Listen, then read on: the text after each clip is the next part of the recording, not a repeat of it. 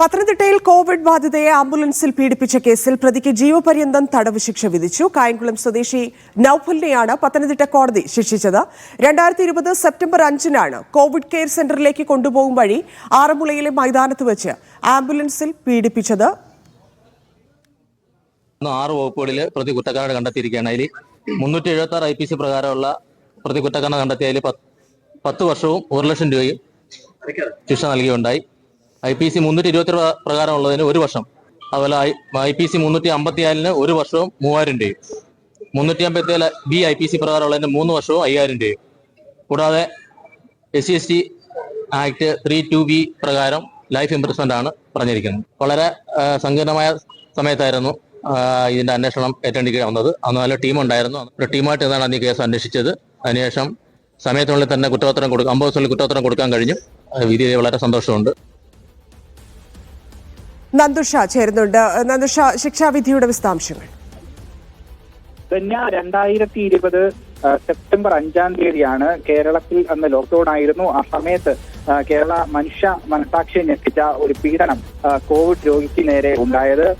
ആംബുലൻസിൽ രാത്രിയിൽ പന്തളത്ത് നിന്നും അടൂരിലെ വീട്ടിൽ നിന്നും പന്തളത്തെ കോവിഡ് സെന്ററിലേക്ക് പോകും വഴിയായിരുന്നു ആംബുലൻസ് ഡ്രൈവർ കൂടിയായ നൌഫൽ യുവതിയെ പീഡിപ്പിക്കുന്നത്, കോവിഡ് രോഗിയായ യുവതിയെ പീഡിപ്പിക്കുന്നത്. കടുത്ത ശ്വാസം മുട്ടലും പനിയും ഉണ്ടായിരുന്ന, ശാരീരിക അവശതകൾ നേരിട്ടുകൊണ്ടിരിക്കുന്ന സമയത്താണ് ഇത്തരത്തിലൊരു ക്രൂര പീഡനം ആംബുലൻസിൽ വെച്ച് യുവതി കേൾക്കേണ്ടി വന്നത്.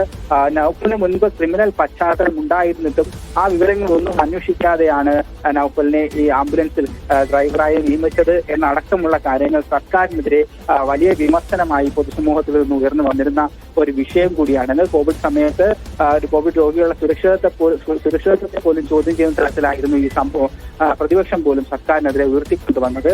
എന്നാൽ കൃത്യമായ ഒരു അന്വേഷണം തന്നെ ആറന്മുള പോലീസ് ഈ വിഷയത്തിൽ നടത്തി എന്നതിന് തെളിവാണ് ഇപ്പോൾ പുറത്തു വന്നിരിക്കുന്ന ശിക്ഷാവിധി. കോവിഡ് സെന്ററിലേക്ക് പോകും വഴി ആറന്മുളയിലെ മൈതാനത്ത് എത്തിച്ചായിരുന്നു യുവതിയെ പീഡിപ്പിച്ചത്. എന്നാൽ അതീവ അവശയായിരുന്നെങ്കിൽ പോലും മനോധൈര്യം വീണ്ടെടുത്ത യുവതി ഫോണിൽ പ്രതിക്കെതിരെ തെളിവുകൾ ശേഖരിച്ചു. യുവതി ശേഖരിച്ച തെളിവുകൾ ഈ കേസ് അന്വേഷണത്തിൽ നിർണായകമായി. ഏതാണ്ട് 55ഓളം സാക്ഷികളാണ് ഈ കേസിൽ ആകെ ഉള്ളത്. ഈ 55 സാക്ഷികളും പ്രതിക്കെതിരായി തന്നെ ഉള്ള നിലപാടിൽ ഉറച്ചു നിൽക്കുകയായിരുന്നു കേസിന്റെ ആദ്യ അവസാനം വരെ. അതോടൊപ്പം പോലീസ് ശേഖരിച്ച തെളിവുകൾ, ഡിജിറ്റൽ തെളിവുകളുണ്ട്, അതോടൊപ്പം ശാസ്ത്രീയ തെളിവുകളുണ്ട്, അതോടൊപ്പം ഈ അതിജീവിത മൊബൈലിൽ ചിത്രീകരിച്ച വീഡിയോ ദൃശ്യങ്ങളുണ്ട്.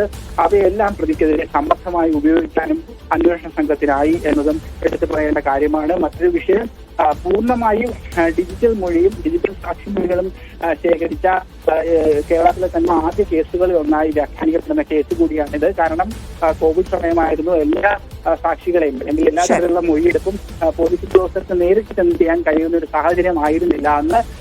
എങ്കിൽ പോലും അന്വേഷണ സംഘം വളരെ വിദഗ്ധമായി അന്നത്തെ പരിമിതികൾക്കുള്ളിൽ നിന്നുകൊണ്ട് തന്നെ അന്വേഷണം മുന്നോട്ട് കൊണ്ടുപോയി എന്ന് പറയുന്നത് എടുത്തു പറയേണ്ട കാര്യമാണ്. അതോടൊപ്പം ഇപ്പോൾ പുറത്തു വന്നിരിക്കുന്ന പ്രകാരം ജീവപര്യന്തം ശിക്ഷയാണ് കായംകുളം സ്വദേശിയായിട്ടുള്ള ഈ കേസിലെ പ്രതി നൌഫലിനെതിരെ കോടതി വിധിച്ചിരിക്കുന്നത്. 1,80,000 രൂപ പിഴയും നൌഫലിന് ഒടുക്കേണ്ടി വരും തന്നെ. ശരി, നന്ദുഷ.